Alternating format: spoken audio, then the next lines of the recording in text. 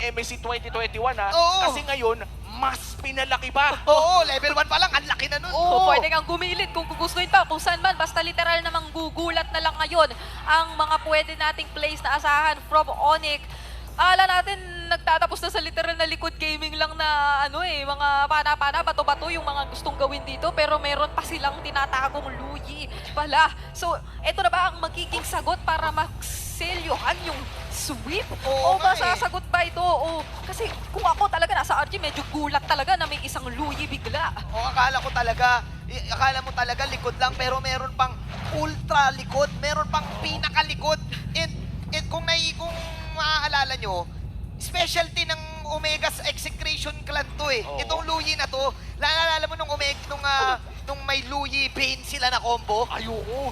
At, Sila na may perfect, nakaka-perfect niyan. at hindi lang yun, no, may pinapakita pa nga sila mga Selena na may mga Bane pang sinasabay. Pero Oo. ang sakit na talaga ng level 1 ngayon ng Pakito. That buff, nararamdaman talaga kung bakit din siya napipik ngayon. Oo, pero ramdam mo rin yung aggression na meron si Super Prince no? Literal na napilitan o talagang na low ng sobra si RTZ sa laning pa lang na mukhang may mga kasama naman sila kanina.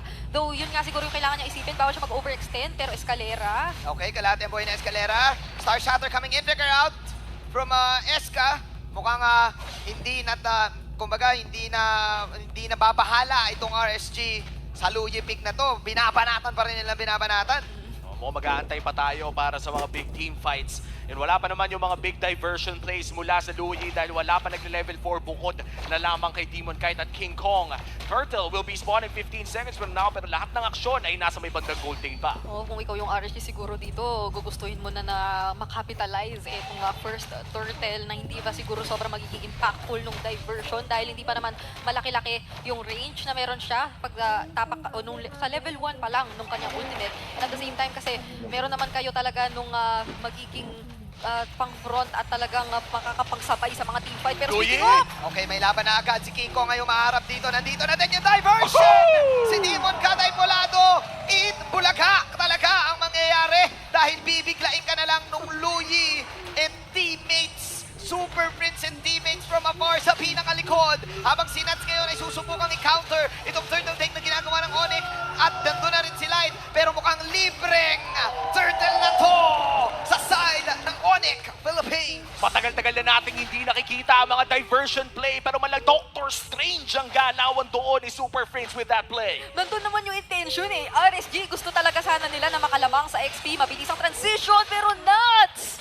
Oh, not this time. Ang taas kasi ng outplay potential, actually ang taas ng damage potential ng Onyx. Ang dami nilang CC, tapos yung damage burst nila dito mararamdaman mo. Kaya kailangan mag-iingat ng RSG sa early stages of the game na to. Even though meron din naman sila, na-out Brusco. Oo, tsaka sino ba namang mag-e-expect ng parang ang huling Luyi na napanood ko sa international stage, yung sa Singapore pa eh. Napakatagal na nun. Napakatagal na nun. Napakatagal na, MSC pa yun. Ito Max, Coach Patrick, likod lang kay Dick. Ikaw talaga ang nagpasa dito ng Luyi. Ikaw talaga ang dahilan. Ba't nagluluyi itong Onyx ngayon? Kung isipin mo, hindi pa nga natin nakikita na Oo. nakakouple up ito with other setup skills na meron dito ang Onyx kasi meron pa nga silang penalty zone, tapos meron pa silang final slash. Hindi pa natin nakikita yon na talagang nagtutugma-tugma o ginagamit ng sabay-sabay. Papaano pa kaya kapag umabot sa ganoong punto? Kasi on its own, si Super Prince, ang sakit na ng damage kapag nagamit niya yung kanyang combo eh. Ang gusto kong malaman dito, yung kapag nag-diversion ba yung Luyi, anong mechanic kapag, malay mo, si Demon kahit may kinakagat na siya, may kinakain na siya, yung nasa loob ba, mata-diversion? Pakiramdam ko Kapag ganun. sumakto. Kaso ang problema, hindi siya pwede sumakay dun eh. Oo nga eh. Pero di ba, paano kaya kung mangyari saktong nandun? Mamaya siguro makikita natin. mga natin, mga kailangan na talaga nating imagine dahil ganun na katagal nating hindi nakikita ang Luyi na nilagamit. At yun na naman ang literal na parang makikita mo lang na may pa-teleport, medyo gugustuhin mo nang umiwas at Ayun matakot. oh. Okay, final sweep coming in. Tapos syempre, susubok mag-damage output ang Onyx. 10 bits pa rin. RSG, this time, magko-contest pa silang turtle. Napakagandang comms na nanggagaling sa Onyx, laging nauuna sa mga objective. Here comes Demon Kite, pero nasa harapan sa kanya ang dalawa. Astral Echo coming in. RTC with the damage output, pero turtle pa rin ang binabanatan ng dalawa habang nandun si Demon Demon Kite. Nakikipagbakbakan kayo ng King Kong. Wala ng turtle dahil hero na lang ang target. Living in the moment ang both of these Nats! teams. Nats! Si Nats ay sumasabak left jab, right jab. Pero bitin pa rin ang kanyang mga kasamang kampe dahil dalawa nakuha ng Onyx for 1. At nakadalawang turtle pa sila, but still just a 400 gold lead. Saan nakukuha ng RSG yung pera nila?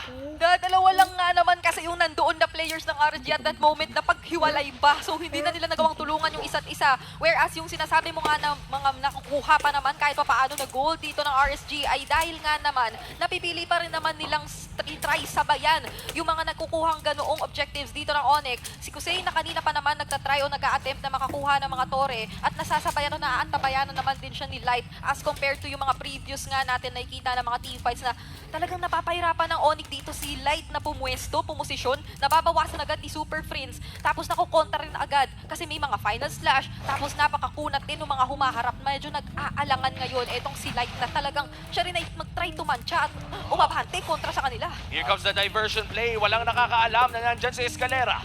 Okay, oh! At hindi nga alam yun! Walang kaalam-alam! Dahil biglaan yun!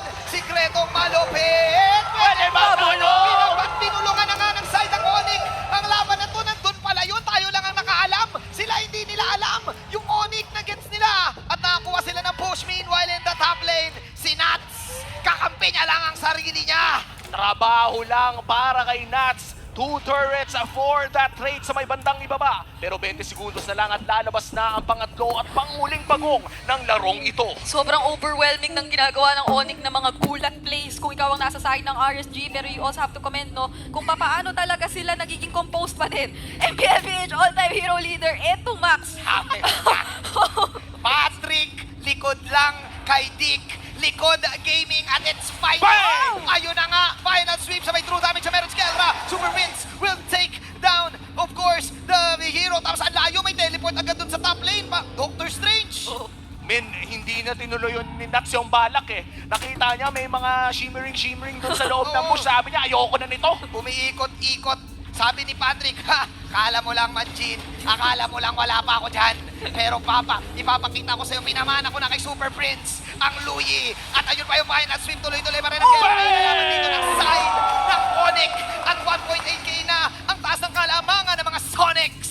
At ngayon sisimulan na nga ng Onyx ang Turtle. Pero tumitrade naman si Nats doon sa may bandang itaas. 2-level gap dito kay Escalera. Pero Rom naman pala yung Arlot. Akala ko XP.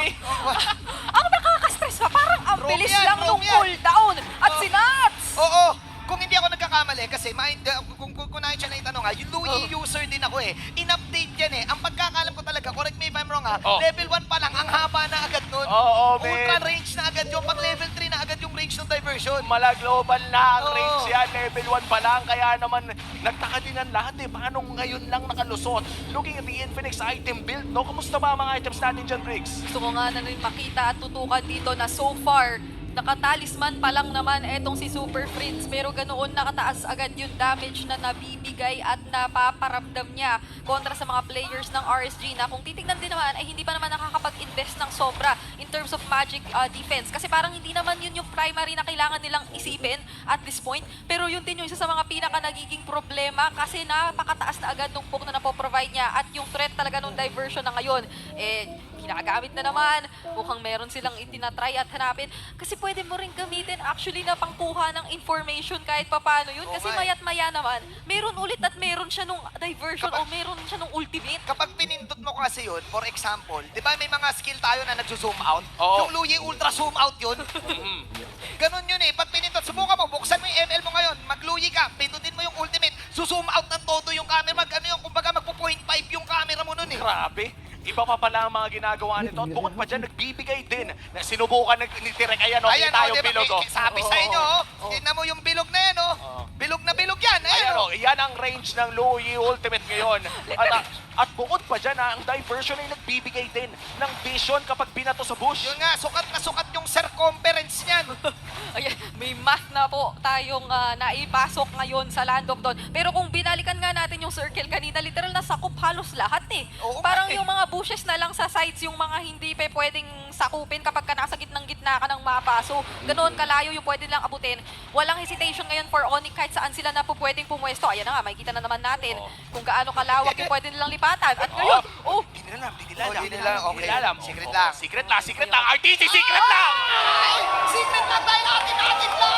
At doon nawala si RTZ mula sa likod! Hindi na from the back yung mga banat, nililikuran na yung kalaban! Super Fritz out of nowhere! Nandito na ang Louie Blaze! May ganun pala si Super Prince! hindi ko na alam kung paano pa natin aasahan yung mga RG mamaya.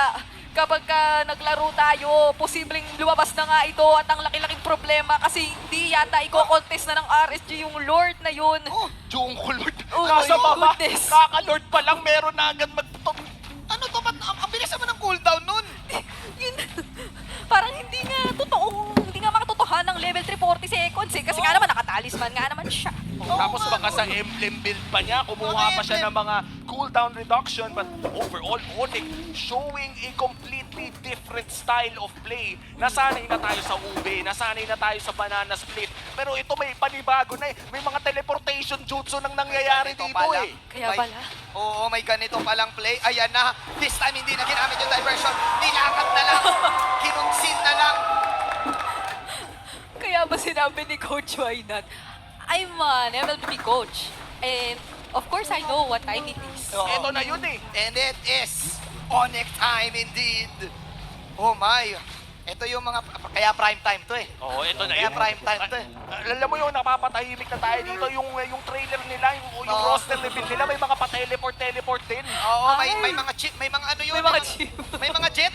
Di ba nasa kasay sila sa mga jet nun? Siguro 2 weeks from now, kapag pwede nang daruin yung bagong hero, Onyx, baka Onyx pa ang unang maglabas. Ay, oo. Malamang. Malamang teorya. Magandang teorya yun. Kasi may teleport din yun. di ba? Oo, meron din. Swak na swak kay Coach. Swak na swak. Pwede yun kay Coach. Oo, sakto. Oo, may fake pa, oh. Kaya Oo. nga diversion yun eh. Oo. Okay, diniversion din. Pati yung final split. Wow. At nakuha nyo na nga si Kendra makakuha man ng killing spree. At ang ganda sana ng curtain call na nabanat dito. Pero wala eh. Bumawas lang ng dalawa at kailangan pa rin dumepensa dito ng RSG Philippines. Briggs, ano pa bang natitirang win condition if you're RSG Philippines? Napakahirap nito kung iisipin mo dahil lahat ng mga gusto sana mag-engage, lahat ng mga gusto sana mag-setup at mag-apply rin ng crowd control ay nasasagot na ngayon ng Onyx dahil mas nakaka-overwhelm yung crowd control na meron sila katulad na lamang nito, si Demon Kite! Ang laking pang psycho ng diversion na yon. Si Kite ngayon ang mabuburuan. Wala na si Demon Kite. Mega kill para kay Kelra. And Kelra bumabanat-banat na. Doon sa may tore sa baba. Basag ang dalawang tore at mag-out na muna ang Onyx. Pero anytime kasi pwede sila mag-teleport pabalik. Ang sakit din ng damage ni Kel. Kinalkal lang niya yung tore. Pinawashing-washing niya lang eh. Kung ako siguro nasa RSG ngayon, parang magigets mo eh. Ayaw mo na sanang bigyan ng Onyx ng mga pwede pang umalalay kay Kendra kasi kanina nung game 1, pumaikot sila kay Kendra eh. Kaya Angela, parang wala na nga rin kanina. Pero parang hindi naman yun yung kaso ngayon. This time, hindi sila sobrang pumapaikot kay Kendra sa kung paano nila papaganahin at i-activate kasi meron silang mas malalaking mga sorpresang naihahatid through the diversion plays. Hindi nga lang sorpresa, kundi sikreto na ring malupit. Tignan mo naman, naka-winter stranchion pa yung Louie. At para sa mga hindi nakakalam, yun yung pantricks eh. Oo, pantricks yun. Yung pag-diversion mo, magta-transition ka, tapos pagka nag-defrost ka na Mariah Carey pag-December, Makaka-out ka. out ka! Makaka-out ka. Ay, pero sabi ng RSG sa Glenn, ilaban natin to. Dahil ngayon si Escalera ay namumulado. Bumabanat lang pero Esca! may vacuum. Tingnan natin. Demon Guide, makakuha ng dalawa.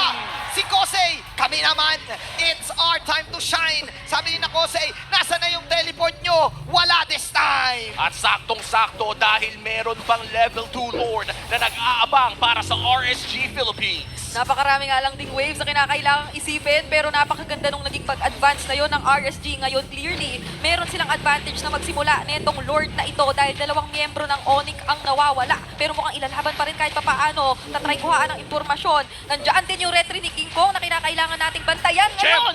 Okay, penalty zone. Nilabas na ni Light. At gusto lang nila kunin dito ang Lord for sure. Pero unstoppable na si Kelra with the machine. Pero nasa bandang likod. Wow! Tingnan natin. Nakuha ngayon ni King Kong. Yung Lord. Napakagandang steal. With